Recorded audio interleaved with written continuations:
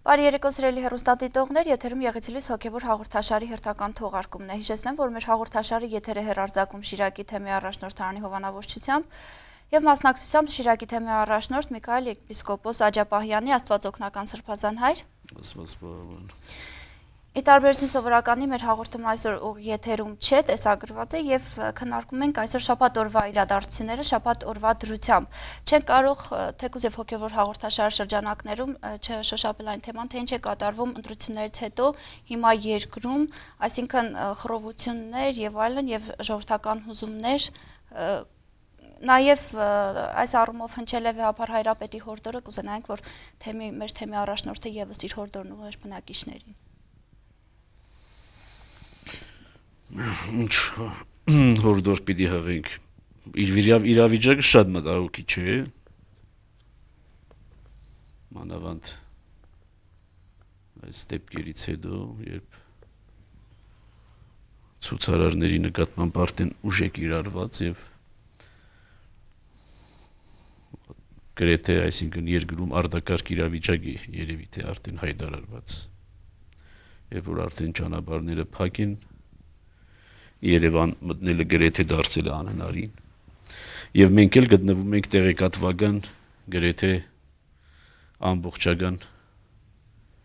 բլոկադայի մեջ, շրջափակման մեջ եւ չգիտենք թե ինչ է կատարվում մեր երկրում։ Հեռուստատեսային ալիքներով կոմեդիաներ են ցուցադրվում այն ժամանակ, երբ որ երկրում լարված իրավիճակ է։ Բնականաբար մենք մեր հորդորը հղեցինք ուրբաթ օրը եւ այնտեղ խաղաղության եւ համերաշխության եւ հանդուրժողության կոչեր եւ ընդդիմության ներկայացուցիչներին օրենքի սահմանում մնալու եւ իշխանության ներկայացուցիչներին խաղաղ ճանապարհով լուծելու հարցերը, բայց ցավոք այդ կոչը երևույթին լսելի չեղավ եւ կատարվեց այն ինչ որ որոշ դեպքերում թերևս անխուսափելի էր։ Եվ այսօր էլ, այսինքն շաբաթ օրը դարձյալ կոչով մայրաթորը դիմել է ժողովրդին խանդարդության, համերաշխության, մեր երկրի անվտանգությունը ապահովելու կոչով։ Բայց իմ կարծիքով արդեն կոչերի ժամանակը անցել է այն իմաստով, որ շատ դժվար է կոչերով որևէ բան կառավարել եւ պետք է զուտ գործնական քայլեր։ Անցած անգամներում այս ընտրություններից հետո ես քանիցս առիթ ունեցա ասելու, որ իշխանություններից պահանջվում է այնպիսի քայլեր, որ դժգոհ մասսան կարողանա ինչ որ չափով իր դժգոհությունը արտահայտած լինել եւ նաեւ գոհունակ սրտով վերադառնալ իր տները։ Չգիտեմ, որքանով իշխանությունը փորձեց դա անել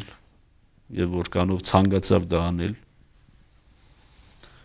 Ես չէ որ պետք է գնահատեմ, իմ գնահատականը կարող է շատ խիստ լինել, բայց այսօր այն ժամանակը չէ եւ պահը չէ, որովհետեւ մենք ինչ-որ փորձենք գնահատական տալ, բացասական գնահատական տալ կամ այս կամ այն կողմի գործունեությանը։ Բնականաբար մենք որպես Շիրակի թեմի առաջնորդ մեր ժողովրդին պիտի հանդարտության, խոհեմության կոչ անենք, որպեսզի այս ընթացքում, երբ որ երկիրը եւ Երևանը հիմնականում մեծ ցնցումների մեջ է, գոնե կարողանանք այնպես անել, որ այդ ցնցումները մարզեր չհասնեն եւ մարզեր չթափանցեն։ Եվ անշուշտ իշխանություններին որևէ հրավեր կոչ կարտալ անիմաստ է այս բան, որովհետեւ լսող էլ չկա, մեր եթերն էլ այդ հնարավորությունը չի տալիս, որպեսզի որևէ մեկը լսի։ Բայց իրոք ինձ համար շատ ցավալի է այն, որ իշխանությունը հասավ այն փուլին, երբ որ նպատակահարմար համարեց ուժ կիրառել ցուցարարների նկատմամբ, ինչը բնականաբար մենք չենք ընդունում։ Ես որպես անդամ եւ որպես հոգեվորական չեմ ընդունում ուժի կիրառություն, բռնի ուժի կիրառություն եւ պետք է ամեն կերպ խուսափել այս բռնի ուժի կիրառությունից։ Որովհետեւ դա ոչ մի լավ բանի չի հանգեցնի։ Այո, կարող է անդորրություն ստեղծել, ապահովության մի քիչ կայունություն ստեղծել, բայց ադելությունը ավելի պիտի մեծանա, դժգոհությունը ավելի պիտի մեծանա եւ վաղ թե ուշ այդ ադելությունը եւ դժգոհությունը ինչ որ ձևով պիտի արտահայտվի։ Այնպես որ ես շատ հուսադրող հայացքով էի նայում այն բանին, որ ասենք ընդրված նախագահ վարչապետը իր հանրաժողովում ասել էր, որ այն հրապարակում իրենց քույրերն են, եղբայրներն են եւ պետք էր այդ քույրերի եւ եղբայրների նկատմամբ թերևս այլ միջոցներ քան թե բռնի ուժ կիրառել։ Եվ նամանավանդ պետք էր վերջ-վերջո ընդդիմության այդ առաջնորդների հետ երկխոսության մի տարբերակ գտնել վերջ-վերջո։ Ես անհնարին չէի համարում երկխոսության հնարավորությունը եւ անպայման երկխոսություն հնարավոր էր։ Այնպես չէ որ բոլոր դեպքերում, այո, ադրբեջանցիների հետ ենք երկխոսության մեջ, թուրքերի հետ ենք երկխոսության մեջ, չգիտեմ, ուրեմն ադրբեջանցիների հետ երկխոսությունը հնարավոր է, իսկ մեր ընդդիմության ներկայացուցիչների հետ երկխոսությունը հնարավոր չի։ Ես սրան հավատացողը չեմ, որ այսինքն ուղղակի այդ երկխոսության գնալու եւ հաշտության եզրեր փնտրելու այսինքն քայլեր չտեսա։ Այո, ընդդիմության կողմից չեղան այդ քայլերը, բայց ընդդիմությունը իշխանություն չէ։ Նա անպատասխանատու կարող է լինել, ունի այդ իրավունքը անպատասխանատու լինելու, որովհետեւ ինքը ընդդիմություն է։ Բայց իշխանությունը անպատասխանատու լինել չի կարող։ Իրավունք չունի իշխանությունը լինելու անպատասխանատու։ Եթե վերադեպաբար բոլոր ձևերով պետք է գտներ կամուրջներ կառուցելու հնարավորությունը եւ չեմ կարծում թե այդ հնարավորությունները սպառված էին։ Հիմա այս վիճակը ունենք, երբ որ լարվածությունը հասել է գագաթնակետին եւ իրոք սպառնալից է վիճակը, դա Աստված որ ավելի ցնցումներ, ուժեղ ցնցումներ չլինեն, Աստված մի արածե արյունահեղություն լինի, Աստված մի արածե։ Եվ դրա համար ինչ ասեմ, ես միայն կարող եմ կոչ անել իմ ժողովրդին, Շիրակի ժողովրդին, որովհետեւ իմ ձայնը հասանելի է միայն իմ Շիրակի ժողովրդին, ուրիշներին հասանելի չէ։ Եվ պիտի կոչ անեմ, հրավեր կարտամ, որ խոհեմ լինեն, զգաս լինեն, աչալուժ լինեն։ Ես այսինքն որևէ մեկի ազատ կամքի վրա բռնանալու ցանկություն չունեմ, ոչ էլ իրենց ազատ խղճի կամ մտքի վրա բռնանալու կամեցողություն ունեմ, բայց խոհեմության եւ զգաստության կոչ պետք է անեմ բնականաբար, որ իրենց տեղերում մնան, այս մանավանդ այս օրերին իզուր տեղը Երևան ոչ գնալու անհրաժեշտություն չեմ տեսնում, որովհետեւ այսօր բավական թվով մարդիկ ինձ դիմեցին այն բանով, որ ճանապարհները փակված են եւ իրենք ուզում են Երևան հասնել եւ չեն կարողանում։ Եվ ինչ կարող եմ անել։ Սա Շիրակի թեմի առաջնորդի ուժերից եւ իրավասություններից վեր է որևէ ճանապարհ բացել կամ փակել։ Եվ խորհուրդ եմ տալիս մեր ժողովրդին ուրեմն հանդարտ կերպով սпасել, թե ինչպես մեր Երևանի եղբայրներ եւ քույրերը պետք է ի վերջո լուծման ճանապարհներ գտնեն, անշուշտ այնտեղ շատ են հիմա շիրակցիներից էլ, բայց դարձյալ ասում եմ, իմ ձայնը նրանց հասանելի չէ։ Հուսանք նաեւ, որ Վեհապար Հայրապետը արդեն շատ ավելի ակտիվ այսպես հաշտարաշ առաքելություն է ստանձնել, հանդիպում է կողմերի հետ։ Տեսնենք, հուսանք, որ ամեն ինչ լավ կվերջանա։ Անշուշտ պիտի վերջանա մի օր, բայց մեր ցանկությունն այն է, որ լավ վերջանա եւ ժողովրդի մեջ իշխանությունների նկատմամբ նամանավանդ նորընտիր իշխանությունների նկատմամբ սեր լինի։ Գիտեք, իշխանության գալ այս ձևով ոչ մի կերպ, այսինքն ընդունելի եւ բացատրելի չէ եւ ճիշտ չէ, որքան էլ որ ուզենանք արհամարենք, ասենք փոքրամասնությունը, ասենք լավ, անցած անգամ էլ առիթ եղավ ասացի, որքան էլ որ արհամարենք, ասենք 47%-ը իրենից մի բան չի ներկայացնում, 53%-ը ավելի կարևոր է 47%-ից, բայց թողնել որ այդ 47%-ը իր մեջ ադելությամբ ապրի գալիք տարիները, սա անթույլատրելի է եւ բնականաբար իշխանությունը շատ մեծ անելիք ունի եւ պետք է բոլոր ջանքերը դնի, որպեսզի մեր բոլոր եղբայրները եւ քույրերը, մեր ժողովրդի բոլոր զավակները անխտիր այս երկրում, մեր երկրում ազատ, լիիրավ, հավասար իրավունքներով ապրեն եւ գոհ լինեն իրենց վիճակից։ Այո, դժգոհությունները պետք է արտահայտել, բայց նաեւ դժգոհությունը արտահայտելուց պետք է գոհ լինել, որ հնարավորություն ունես դժգոհությունը արտահայտելու։ Օրինակ մենք ապրել ենք այն ժամանակներում, երբ որ դժգոհությունը արտահայտելու հնարավորություն չունենալու դժգոհությունն էլ ուներ ժողովուրդը։ Այսօր գոնե այդ դժգոհությունը պետք է չունենա եւ պետք է կարողանա իր բողոքը, իր ձայնը լսելի դարձնել։ Այո, միշտ էլ լինում են, երբ որ այսպիսի ժամանակահատվածներում ամեն տեսակ պատեհապաշտեր, ամեն տեսակ սադրիչներ թափանցում են այդ հասարակության մեջ եւ ջուր են պղտորում եւ որն էլ առիթ է դառնում այսպիսի ուրեմն լուծման ճանապարհների, բայց եւ այնպես մենք մի ազգ ենք, մի ժողովուրդ ենք, մի հայրենիք ունենք եւ իրոք անթույլատրելի է այնպիսի մոտեցումները, ինչպիսիք երբեմն լինում են։ Երկուստեք։ Երբեք չպետք է մտածել, թե ես որևէ մեկի կողմն եմ բռնում իշխանության կամ ընդդիմության։ Երկուստեք հրավեր, համագործակցության, երկխոսության, հաշտության, որովհետեւ վերջ-վերջո բոլորը նույն ժողովրդի զավակներն են։ Սրբազան հայր, ծայրահեղ արտակարգ իրավիճակներում եկեղեցին բացի հորդորներից ու կոչերից էլ ինչ կերպ կարող է խառնվել այդ գործընթացը դեպի դրական ուղի տանելու համար։ Դե կոչերից բացի արդեն ասացի, որ վեհափառ հայրապետը հանդիպումներ է ունենում կողմերի հետ եւ իր հաշտարար միջնորդությամբ փորձում է ստեղծել այդ եզրերը հանդուրժողականության։ Բնականաբար ժողովուրդը այսօր այն մասսան, որը հավաքվել է հրապարակում, ինքը լսում է իր լիդերներին եւ կողքից կողմնակի որևէ մի կոչ նրանց համար ընդունելի չէ, որտեղից էլ որ հնչի։ Եվ դրա համար ավելի ճիշտ կլիներ եւ ի սկզբանե ճիշտ կլիներ աշխատել այդ առաջնորդների հետ եւ իշխանության կողմից եւ նաեւ եկեղեցու կողմից։ Պետք է քայլեր անել եւ պետք է աշխատել այդ լիդերների հետ, որոնք որովհետեւ կարողանային նրանք այդ իրենց ստեղծած լարվածությունը պարպել, թուլացնել եւ ժողովրդին ուղարկել հաշտ ու խաղաղ իրենց տները եւ ինչ որ մի բանով էլ նաեւ բարելավել ժողովրդի վիճակը, այսինքն ոչ թե պարզապես հորդորով տուն ուղարկել, այլ ինչ որ մի բան խոստանալ, ինչ որ մի բարելավում խոստանալ, ինչ որ դժգոհության ձայնին ինչ որ մի դրական բան ավելացնել եւ այնպես որ այդ ձևերը սպառված չէին եւ այսօր էլ եկեղեցին ուրեմն ոչ միայն հորդոր է անում, այլ նաեւ գործնական որտեղ որ կարող է եւ որտեղ որ լսելի է իր ձայնը, ինքը պատրաստ է իր հաշտարար միջնորդական առաքելությունը իրականացնելու եւ մեր ժողովրդի զավակների միջև հաշտություն կայացնելու։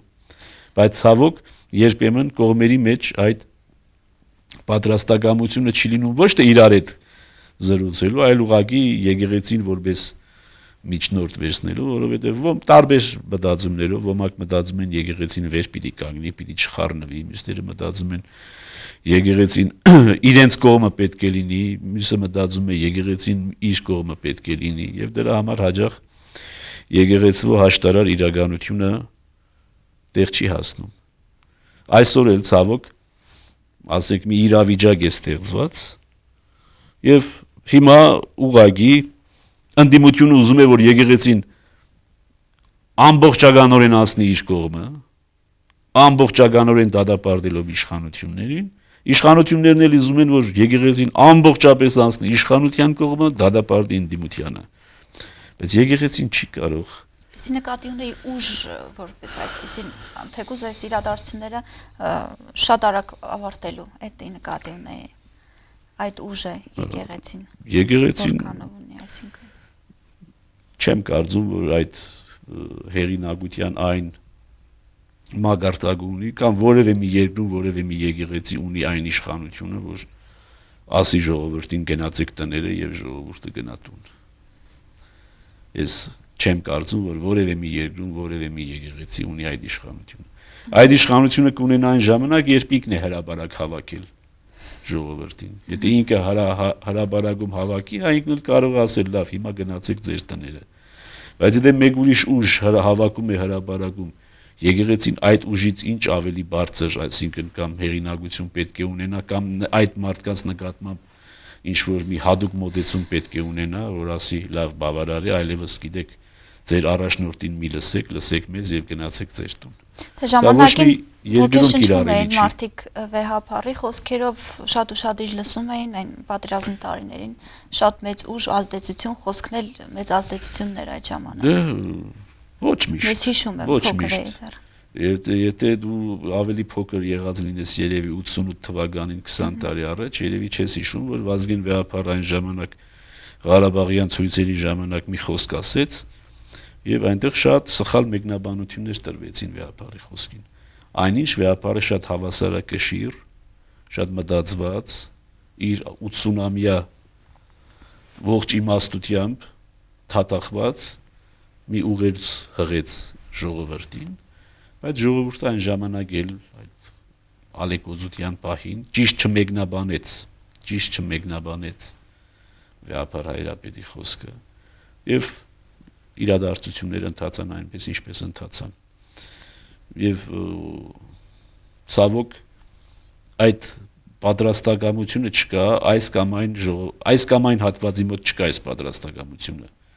որովհետեւ Վեհապարի ասածը լինի վերջնական երկու եղբայր վիճում են իրար հետ լավ վիճում են երկուսն էլ պետք է հասկանան որ լավ Վեհապարի ասածը երկուսից համար էլ վերջնական պետք է լինի չէ այս երկու եղբայրները միշտ ուզում են որ Վեհապարը իրենց կողմը բռնի եւ համարում են որ դա է ճիշտը եկեղեցու եթե իրենց կողմում չի եկեղեցին ուրեմն սխալ է այս հոգեբանությունը պետք է ձևավորվի եւ ցավոք այս 20 տարում այս հոգեբանությունը չձևավորվեց հասկանալու համար որ պետք է ունենալ մի ինստիտուտ մի հաստատություն մեր երկրում որի խոսքը որի կարծիքը վերջնական պետք է լինի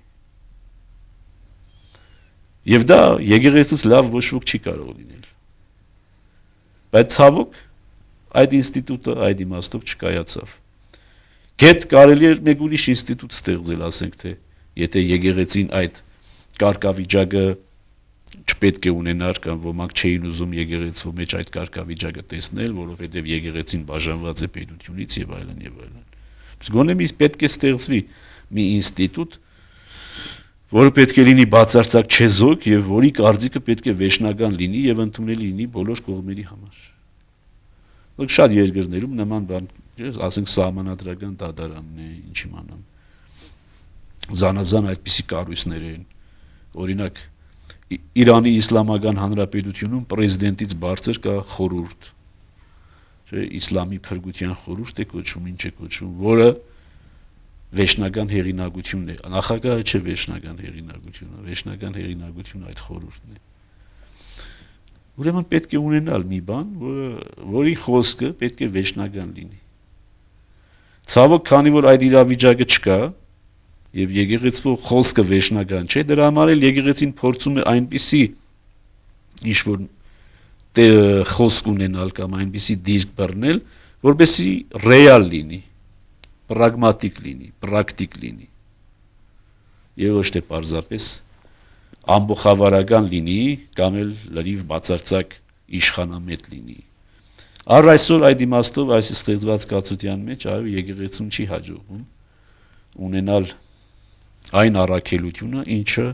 այսպիսի պայմաններում անհրաժեշտ էր, որ եկեղեցին ունենար։ Այս վիճակին չպետք է հասներ արդեն, եթե իրոք եկեղեցու ձայնը լսվեր, անկախ այն բանից ես համաձայն եմ, Պողոսը համաձայն է, Պետրոսը համաձայն է, բայց եկեղեցու վերաբերմունքը գետ մեծամասնության համար պետք է ընդունելի լիներ։ Համենայն դեպս ասում եմ, որ ինչ-որ մի հաստատություն պետք է լինի, որի խոսքը պետք է վերջնական լինի, որի խոսքը պետք է հեղինակավոր լինի, եւ այդ անշուշտ հաստատությունը պետք է լինի բացարձակ չեզոք, ոչ իշխանության կամակադար եւ ոչ էլ ընդդիմության հնազանդ, այլ լրիվ չեզոք։ Ինչևէ, դարձյալ հույս հայտնենք, որ եւ եկեղեցու ջանքերով եւ բոլորիս ջանքերով մենք այս իրավիճակից դուրս կգանք։ Ես հուսահատ չեմ, անշուշտ տխուր եմ այս պահին եւ մտահոգ, Բայց հուսահատ չեմ, որովհետև այնպիսի փորձությունների միջով ենք անցել, որ այս փորձության միջով էլ կանցնենք։ Հարցը դրանում չէ, բայց չէի ցանկանա, որ այս փորձության միջով անցնելով կորուստներ ունենանք, որոնք անդառնալի կլինեն։ Եվ միակ մտահոգությունը սա է, որ Աստված մեզ խնայի նոր արյունահեղություն, նոր եղբայրասպան պատերազմ։ Ձեր կարծիքով օրինակ ինչ բախումները հանրահավաքը տևեց մի քանի օր, այդ ընթացքում ձեր կարծիքով պասիվ էր հանրահավաքը, թե ակտիվ գործնական առումով, ասենք պաշտոնական ձևակերպում որևէ պահանջի, հղում պահանջ, այդպես թղթի վրա ձևակերպված բան, որ լիներ ու ընթացք տրվեր, այդպիսի բան եղավ, թե պարզապես մարդիկ պասիվ հանրահավաքի պես, ինչպես ասում են, պասիվ հանրահավաք չէր, ակտիվ հանրահավաք էր, պահանջ կար եւ հստակ պահանջ կար։ Ձևակերպված, ուղղված հստակ պահանջը այն էր, որ ընտրությունների արդյունքները չեղյալ հայտարարել։ Սա էր պահանջը։ Այո, սա մաքսիմալիստ պահանջ էր։ Եվ այս պահանջին երևի թե ոչ մեկը համաձայն չէր իշխանություններից, ոչ մեկը համաձայն չէր այդ զիջման գնալ։ Բայց սա մաքսիմալիստական պահանջ էր։ Եթե բանակցությունները սկսվեին, ես չեմ կարծում, որ այդ մաքսիմալիստական պահանջի վրա էլ մնար բանակցությունը։ Բնականաբար ինչ-որ զիջումներ պետք է արվեին։ Եթե իշխանությունները ինչ-որ զիջումների գնային, բնականաբար մյուս կողմն էլ ինչ-որ զիջումների կգնար եւ ինչ-որ մի համաձայնության կհասնեին։ Բայց ես չտեսա այդ բանակցությունները եւ որևէ մեկը չի կարող ասել, թե նման բանակցություններ եղել են։ Եվ ոչ մինչև ընտրությունները, ոչ էլ ընտրություններից հետո։ Ուրեմն այդ բացարձակ արհամարանքը, որ կար հանդեպ Լևոն Տեր-Պետրոսյանը եւ իր համախոհները, կար մինչև ընտրություն, եւ ընտրությունից հետո էլ նույնը շարունակվեց։ Եվ եղավ այն, ինչ որ եղավ, եւ ոչ մեկից հաճելի չէ։ Եվ ես չեմ կարծում, թե այս ամենը իշխանությունների պատրաստած սցենարներ եւ իշխանությունները ուզում էին, որ ընթանար ամեն ինչ այս ճանապարհով եւ ի վերջո այս հանգուցալուծման։ Բայց եթե չէին ուզում, ուրեմն պետք է գործնական քայլեր անեին, որովհետեւ հարցը չկարհասներ։ Օրինակ նախագահը 4 տարբերակ ասաց լուծման։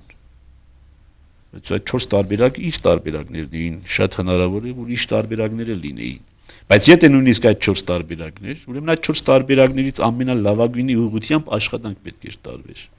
Եվ ոչ թե թողներ, այսինքն Իգնահոսի, որ տեսնենք այս Իգնահոսով 4 տարբերակից որին կհասնի, կհանգի եւ ի վերջո հանգեց այս իրականության։ Եվ սա իրոք ցավալի է, որ զուտ pedagogian համար է ցավալի։ Որովհետև եթե երկրորդ նախագահը չի շփվում առաջին նախագահի հետ, վաղը երրորդ նախագահը գուցե չի շփվի երկրորդ նախագահի հետ, չորրորդ նախագահն էլ երրորդ նախագահի հետ, եւ ուր կմնա պետության շարունակականությունը։ Չգիտեմ ինչու այդ ճանապարհով ընթացավ, կարելի է ասել միակողմանի քննադատել, ասել առաջին նախագահի մեղքով էր, բայց եթե նույնիսկ առաջին նախագահի մեղքով էր, որը արդեն նախագահ չէ, բնականաբար գործող նախագահը պետք է անի բոլոր քայլերը, հնարավոր եւ անհնարին, որտեղ ինքն է իշխանություն, որովհետեւ այդ հարցերը լուծվեն։ Հիմա ես օրինակի համար հոգեվոր իշխանն եմ այս մարզի։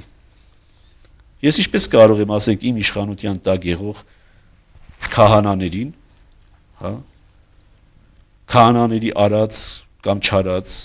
ճիշտ կամ սխալ արարքները իմ վրայից դեն նետել, ասել իմ գործը չի, ինձ հետ կապ չունի, կամ ինչպես կարող եմ ես որպես հոգևոր առաջնորդ նախկին առաջնորդների հետ, ասենք ունենալ վատ հարաբերություններ։ Եթե ես նախկին առաջնորդների հետ ունենամ վատ հարաբերություններ, ես ինչպես կարող եմ իմ հոդին սեր քարոզել, եղբայրություն քարոզել, համերաշխություն քարոզել, բարյացակամություն քարոզել, եղբայրսիրություն քարոզել։ Չեմ կարող։ Այսօր ես որպես Շիրակի թեմի առաջնորդ իզնից առաջ ողջ առողջ 3 նախկին առաջնորդներ ունեմ, դեռ նույնիսկ ավելին 5 նախկին առաջնորդներ ունեմ, որոնցից 2-ը այսօր ասպարեզում չեն, բայց 3-ը ասպարեզում են։ Ես ինչպես կարող եմ այդ 3 առաջնորդների, նախկին առաջնորդների նկատմամբ անբարյացակամ լինել եւ երբևիցե եթերով հայտարարել, որ գիտեք ինչ, այս նախկին առաջնորդը այսինչ սխալն է արել, այսինչ հանցանքն է գործել, այսինչ զանցանքն է գործել, այսինչ բանը քանդել է, որի պատճառով ես չեմ կարողանում քարոզարշավ էր տեղի ունենում այս թեմը կայացնել։ Երբևիցե 9 տարվա ընթացքում որևէ մի առաջնորդի, ոչ թե իմ, որևէ մի առաջնորդի բերանից լսված կա, որ նախորդ առաջնորդը քննադատվի եւ իր մեղքերը նետի նախորդ առաջնորդ կամ կաթողիկոս, երբևիցե լսել եք ամենայն հայոց կաթողիկոսը նախորդ կաթողիկոսին մեղադրի, չգիտեմ, բոլոր տեսակի մեղքերի մեջ, այն թուլությունների համար, որ ասենք եկեղեցին այսօր ունի, այն տգարությունների համար։ Ուրեմն պետք է սովորել այս մի քիչ եկեղեցուց պետք է սովորել։ Եվ մենք 20 տարի է այս ենք ասում, որ բաներ կան, որ եկեղեցում զուտ կառավարման իմաստով, զուտ իշխանություն լինելու իմաստով։ Բաներ կան եկեղեցում, որ կարելի է սովորել։ Ընտորինակել, այն ինչ որ ընտորինակելի է, այն ինչ որ օրինագելի է, պետք է ընտորինակել։ Եվ դրա համար ասում եմ, ում շատ է տրված, նրանից շատ է պահանջվում։ Հիմա շատ կարելի է ասենք, մենք ուժեղ ենք, ես իշխանություն եմ, կարող եմ ընդդիմության արհամարել եւ ընդդիմության վրա ամեն տեսակ մեղք բարդել, բայց մեղավորը ի վերջո ես եմ, որովհետեւ իմ իշխանության օրոք տեղի ունեցավ այս ամենը։ Ցանկացած իշխանավոր պետք է սա հասկանա եւ պետք է ըմբռնի, որ իր իշխանության օրոք եղած ցանկացած նման բան վերջի վերջո տեղի ունենում իր մեղքով։ 96 թվի հուզումները տեղի ունեցան առաջին նախագահի մեղքով։ Հիմա առաջին նախագահն էլ այն ժամանակ էր մեղավոր։ Եվ այսօրվա հուզումները տեղի ունենում այսօրվա իշխանության մեղքով։ Որ ուրեմն ինչ որ մի բանում թերացել է։ Թե չգիտեք այն սովետական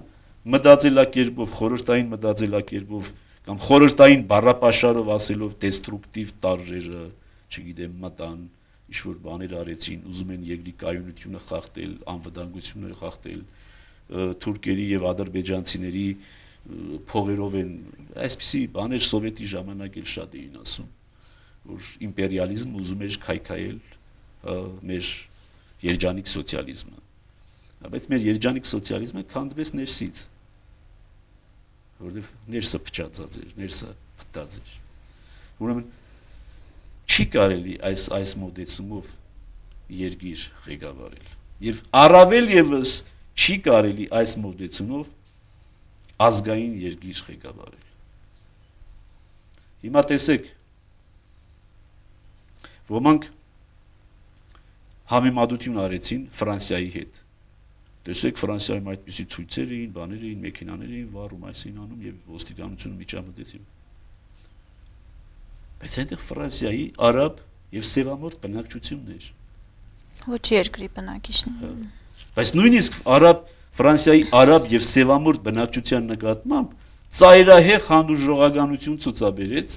ֆրանսիական պետությունը։ Ամենավերջին են հնարավորություն օգտագործեց խաղաղ կերպով լուծելու։ Եվ մինչև որ հաստայական հարյուրավոր մեքենաներ չայրվեցին, խանութներ, բաներ չայրվեցին, այսինքն կոպիտ միջամտություն չարեց։ Այն էլ ոչ բնիկ, ոչ ֆրանսիացի տարրի նկատմամբ։ Նույնը Լոս Անջելեսում տարիներ առաջ հիշում եք կամ չեք հիշում, 10 տարի կամ 20 տարի առաջ էր։ Հսկայական հուզումներ տեղի ունեցան սևամորթ բնակչության մեջ։ Քաղաքի կեսը այրեցին սևամորթները։ Եվ երկրի իշխանությունը կանգնած դիտում էր, մտածելով, որ թող հանդարտվեն։ Այստեղ նման իրավիճակ չկար։ Եվ այդ մարդիկ էլ մեր եղբայրները եւ քույրերն էին։ Եվ այն։ Ուրեմն առավել ջանքեր պետք է գործադրվեին այդ եղբայրներին եւ քույրերին հրավիրելու մեր գիրկը, այսինքն իշխանությունները պետք է հրավիրեին այդ ժողովրդին եւ իրենց խնամքը, իրենց հոգատարությունը ցուցաբերեին այդ դժգոհ ժողովրդի նկատմամբ։ Եվ ցանկացած իշխանություն դա պետք է անի, Ես միշտ ասել եմ, ասենք տեղական ժամանակ, տեղական ընտրությունների ժամանակ միշտ ասել եմ, որևէ մեկը որ ընտրվել է, ասել եմ, այո, այսքան տոկոսով ընտրվել ես, լավ ես արել։ Մտածիր այ մյուս տոկոսի մասին։ 70% ընտրվել ես, 30%-ի մասին մտածիր։ Այդ 30%-ը ինչու է քեզնից դժգոհ։ Մտածիր այդ դժգոհի մասին։ Աշուտ առած մոռանալու քո քեզանից գոհ զանգվածը, բայց քո առաջնահերթ մտածումը պետք է ուղղվի այդ դժգոհ զանգվածի նկատմամբ։ Ցավոք, շատ իշխանավորներ այս մեծամասնական մոտեցումը, մեծամասնության քվեն ունենալը կարծում են, թե ուրեմն վերջ, իրենք են որ կան, բայց այդպես չգնալով քվեդ կպակասի եւ մի օր էլ կլինես փոքրամասնություն։ Եվ ցավոք, այո, մեր երկրում կան հաջողություններ։ Ես միշտ երբ որ առիթ եղել եմ, ասել եմ, մեր երկրում հսկայական հաջողություններ կան։ Հենց մեկ թեկուս մեր մարզում, վերջին 10 տարիների ընթացքում, երբ ես որ այստեղ եմ, հսկայական առաջընթաց կա։ Բայց այդ հսկայական առաջընթացը պատճառ չպետք է դառնա խլանալու ժողովրդի այն հատվածի ձայնին, որը դժգոհ է դեռ։ Տնտեսական աճ կա, երկնիշ կամ չգիտեմ քանի նիշ, լավ։ Ըստ չի նշանակում, որ ժողովուրդը գոհ է դեռ։ Ուրեմն այն դժգոհ զանգվածը, որը կա, պետք է քո քայլեր ուղղես դեպի այդ դժգոհ զանգվածը։ Ոչ թե ասես, «Էլ ինչ եք ուզում, երկնիշ տնտեսական աճ ունենք», կամ «Էլ ինչ է ձեր ուզածը, 400 միլիոնից դարձրել ենք 2.5 միլիարդ բյուջեն»։ Ինչպես որ սովետի ժամանակ 1981 թվականի համախառն արդյունքը համեմատվում էր 1913 թվականի, ասում են 500 անգամ կամ 1500 անգամ աճել է։ Բնական է պիտի աճեր։ Առաջ է գնում երկիրը, հետո չի գնում, որ չաճի։ Բնականաբար, եթե չաճի, այս սարսափելի է։ Բայց աճելը դա բնական process է, բնականաբար երկիրը պիտի առաջ ընթանա։ Բնականաբար պիտի աճի։ Տնտեսական աճ, եթե չլինի, ինչ երկիր պետք է լինի։ Բայց նույնիսկ այդ տնտեսական աճի պայմաններում տեսնում եք, որ կա դժգոհ զանգված։ Ուրեմն այդ դժգոհ զանգվածի դժգոհությունը վերցնել է պետք։ Ոչ թե փագել, ծածկել, քողարկել։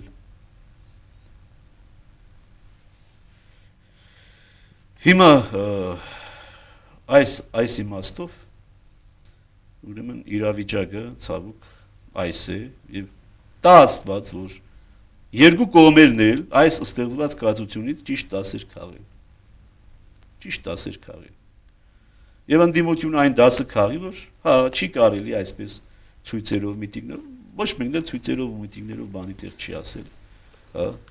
Ցավոք օրինական ճանապարհով այո, հնարավոր չի լինում շատ հաջող տեղ հասնել, որովհետև վստահություն չունի ժողովուրդը օրինական կառույցների նկատմամբ։ Այ հենց այս վստահության պակասը պետք է վերացնի իշխանությունը։ Եվ ուրեմն ընդդիմությունը պետք է հասկանա, իր ճիշտ դասերը պետք է քաղի, որ չի կարելի ժողովրդին տալ, ինչպես ասում են գյումրեցիները, գյուլի բերան, չի կարելի։ Այսինքն անհատներն այստեղ ավելի կարևոր են, ժողովրդին ուղղորդող անհատները։ Անշուշտ, բնականաբար։ Եվ դրա համար ես ասում եմ, ոչ թե մի միտինգավորները մյուս միտինգավորներին պիտի բան հասկացնեին։ Այդպիսի բան հնարավոր չի։ Օրինակ նրանք ցույց էին անում, նրանք էլ որոշեցին մենք էլ ցույց անենք։ Սա հարցի լուծում չէր։ Լիդերները պետք է աշխատեին լիդերների հետ։ Լիդերները պետք է բանակցեին լիդերների հետ։ Եվ այդ բանակցության ճանապարհով անհնարին է, որ որևէ մի փոխ համաձայնություն չգոյանար։ Սրբազան հայր ավելի մեծ մեղք է գործում այն մարդը, ով մահակը ձեռքը հարվածում է մյուս մարդուն, թե ավելի շատ այն մարդը, որը հրաման է արձակել։ Հրաման արձակողն է անշուշտ։ Հիմա գիտեք, ոստիկանությունը ես չեմ մեղադրում ոստիկանության մեջ շատ լավ մարդիկ կան։ Մեր ընդհանրապես մեր իրավապահ համակարգի մեջ, այո, կոռուպցիան ամեն տեղ կա, միայն այդ ասպարեզում չի։ Ամեն տեղ կա եւ ցավոք այդ հասկացված կոռուպցիա կոչվածը հասարակության պարսավանքին չի արժանանում։ Այլ արդեն դարձել է մեր կյանքի բաղադրիչ մասը։ Ցավոք։ Բայց ոստիկանությունը ինչ մեղք ունի, կամ ոստիկանության տղաները ինչ մեղք ունեն։ Իրենց հրամայված է, իրենք հրաման են կատարում։ Եվ իրենք պարտավոր են այդ հրամանը կատարել։ որովհետև իրենք այդ պաշտոնն են զբաղեցնում եւ այդ պարտականությունն են զբաղեցնում։ Բնականաբար մեղավորը հրաման տվողն է, ոչ թե հրամանը կատարողն է, եւ հենց այդ եմ ասում, երբ որ ասում եմ իշխանությունը առավել պատասխանատու է, որովհետեւ իշխանության ձեռքն է այդ ամբողջ լծակը։ Եվ դրա համար էլ այդ հրամանը, այդ հրամանին պետք չէր հասցնել։ Եվ ինչու համար ադելություն սերմանել ժողովրդի մեջ, հենց նաև այս հաստատությունների նկատմամբ, որոնք կոչվում են իրավապահ։ Հիմա պարզ հորդորով ադելություն չես վերացնի։ Աշխարհում չկա նման մի դեպք, որ հորդորով մանավանդ massայական ադելություն, massայական դժգոհություն վերացվի։ Դրա համար գործնական քայլեր են պետք։ Եվ գործնական քայլեր են պետք նրա կողմից, ում ուղղված է դժգոհությունը։ Հիմա այդ դժգոհությունը ուղղված է իշխանության դեմ, որ Վրաստանի իշխանությունը չպետք է քայլեր անի։ Կամ Ադրբեջանի իշխանությունը, կամ էլ թե չէ Տավուշի մարզպետարանը չէ որ պետք է քայլեր ձեռնարկի, որովհետև Տավուշի մարզպետարանից չէ որ մարդիկ բողոքում են։ Չէ՞։ Ուրեմն ում որ բողոքն ուղղված է, այդ մասսան կամ այդ շրջանակը կամ այդ մարդը կամ այդ մարմինը պետք է այդ դժգոհության նկատմամբ արձագանք ունենա։ Ժողովուրդ, մեր եղբայրներ եւ քույրեր, ինձանից դժգոհ եք, ինչի համար եք դժգոհ։ Ինչով կարող եմ սրբագրել իմ այս սխալը։ Ինչ է սխալ սրբագրել հնարավոր չի։ Ցանկացած սխալ կարելի է սրբագրել։ Չեմ կարծում որ կա մի սխալ, այսինքն եթե անդառնալի կորուստ չի եղել, եթե մարդու կյանքի կորուստ չի եղել, չկա մի սխալ, որը կարելի չլինի սրբագրել։ Եվ երկուստ է ցավոք, հենց այս քրիստոնեական ոգին, եղբայրասիրական ոգին պագասեց, երկուսն էլ դրեցին մաքսիմալիստական մոդեցումներ, երկուսն էլ ունեցան մաքսիմալիստական մոդեցում, եւ մեր մեծ պակն էլ հարամեցին այդ իմաստով։ Հա, փոխանակ մենք մեր աղոթական վիճակը ունենայինք, մեր ժողովրդին ուրեմն հրավիրեինք եկեղեցի, պահեցողության, ավելի հանդարտ լինեինք այս ընթացքում։ Այս ամբողջ ալեկոծության մեջ հայտնվեցինք, այս կաթսայի մեջ հայտնվեցինք։ Եվ ոչ աստվածահաճո գործեր ենք անում, չէ՞։ Եվ արդեն ահա 10 օր է, 11 օր է։ Ինչով ենք զբաղված, օրը մեջ էջմիածին ենք գնում, օրը մեջ հավաքվում ենք վեհապարի մոտ, օրը մեջ քննարկում ենք, ինչ-որ որոշումներ ենք կայացնում, ինչ-որ ուզում ենք մի բան արած լինել։ Փոխանակ, այո, մեր զուտ հոգևոր գործունեությամբ զբաղվելու եւ զուտ մեր հոգևոր քարոզչական գործունեությամբ զբաղվելու եւ իրոք այս աբաշխարության շրջանը աբաշխարությամբ անցնելու։ Սա էլ մի փորձություն էր երևի եւ Տերը թույլ տվեց որ այս փորձությունն էլ լինի, դա Աստված ոչ դարձյալ ասում եմ այս փորձության միջից էլ կարողանանք դուրս գալ նվազագույն կորուստներով, որովհետև արդեն փորձության մեջ ենք եւ ուղղակի պետք է դուրս գալ, ասում եմ, նվազագույն կորուստներով, Աստված տա։ Իսկ տեղյակ եք մարզի հեռավոր համայնքներին որքանով են իրազեկված երկում տեղի ունեցող իրադարձությունների մասին։ Չէ, դրա համար այդ սկզբում ասեցի, տեղեկատվական իսպառ բացարձակ շրջափակում է։ Բայց այսօր հեռուստաընկերությունը բավական ակտիվ 1 ժամ ընդմիջումով երկիր մեդիայի եւ Ամեկ+-ի տեղեկատվությունները հաղորդում էր որոշակի կադրերով, այսինքն մենք տեղյակ ենք Գյումրիում ինչ է կատարվում։ Գյումրիում ամենից շատ տեղյակ են, որովհետեւ Գյումրիի հեռուստատեսությունները, այսինքն այսօրվա դրությամբ ամենաառաջատար հեռուստատեսություններն են այդ իմաստով։ Փառք Աստծո։ Մյուս մարզերում խայտարակ է վիճակը այդ իմաստով։ Մյուս մարզերը բացարձակ անտեղյակ են։ Եվ այո, պատիվ մեր հեռուստատեսություններին պետք է ասեմ, որ մեր հեռուստատեսությունների շնորհիվ մեր ժողովուրդը, Շիրակի ժողովուրդը բավական լավ տեղեկացված է։ Բայց բավական լավ տեղեկացված լինելու պարագային էլ, երբ որ դիտում է, ասենք, կենտրոնական հանրային հեռուստատեսությամբ մյուս մեկնաբանությունները, արդեն ժողովուրդը գնում է այսպես բանի մեջ, չգիտի հիմա որն է ճիշտ,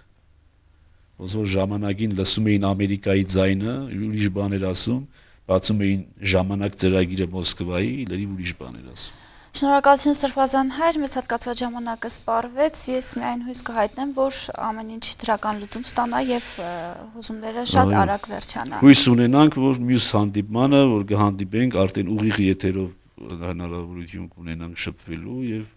ամեն ինչ հանդարտված կլինի, Աստված տա։ Շնորհակալություն, Աստված օգնական։ Աստված տա։ Ցտեսություն։